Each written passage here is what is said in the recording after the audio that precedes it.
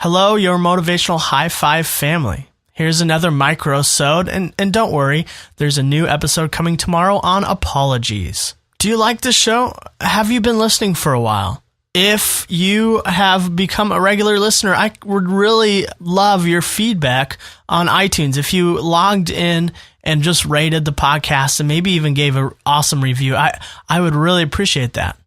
If you have been listening to the show for a while, then you know that we have some guest voices every once in a while. And the last guest voice of the last episode is a guy named Jason Wrobel. And it's a big day today because he released his book.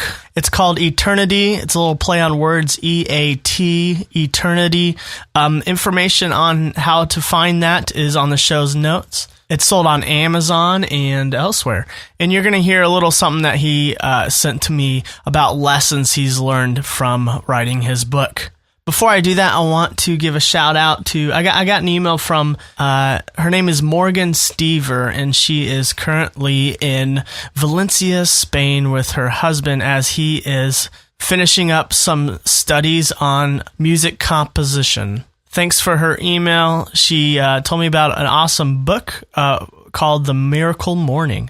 And some other shout-outs. My cousin Leah Zelich and her husband Matt, they both work with their youth ministry at McDowell Mountain Community Church. And they are telling their youth students to listen to the podcast, and they're all following along. So that's awesome. Hey, guys.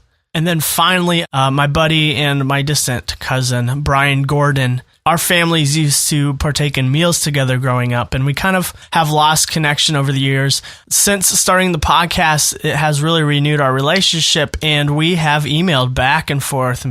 And he wrote a great review on the show of Your Motivational High Five on his tech blog, which is at 2lumpsoftech.com. Check it out. And now, Jason Wrobel.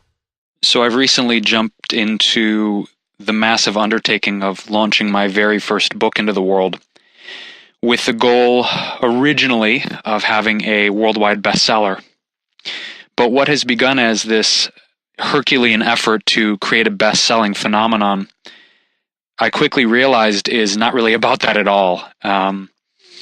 It really has become a exploration and journey into my emotional and psychological makeup regarding approval, attention, and the model of goal-oriented success in our culture.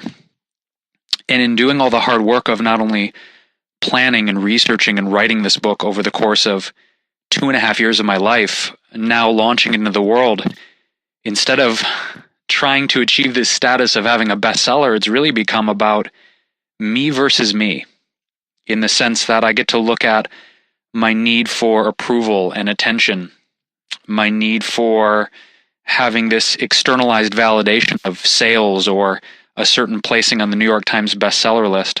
But in essence, what this is me looking at my own values around trust and faith and what it feels like to work hard and have an internal sense of acknowledgement and approval, and something that is not dependent on any kind of public perception. Because the reality is that it doesn't really matter how people perceive this book or how many people buy this book or what the response on social media is. What really matters is at the end of every single day, when I lay my head down, I know that I have done my absolute best and that I have put everything, every ounce of my heart, every ounce of my creativity, every ounce of my passion into this book. And that's what I wanted to do 2.5 years ago when I started. I wanted to pour my soul, my spirit, my essence into this project. And that's what it really has become, is this expression of everything I've ever wanted it to be and more. And no matter how it does, no matter how the world receives it, I know ultimately that this very first book, this culmination of a lifelong dream when as a child I used to sleep with my books instead of stuffed animals, has come to such a glorious fruition. And being a published author and creating a piece of art that I know has come from the deepest parts of my being is something that no one can ever take away from me, and something that's not dependent on sales or notoriety or celebrity status. I wrote a book, and I'm in love with it.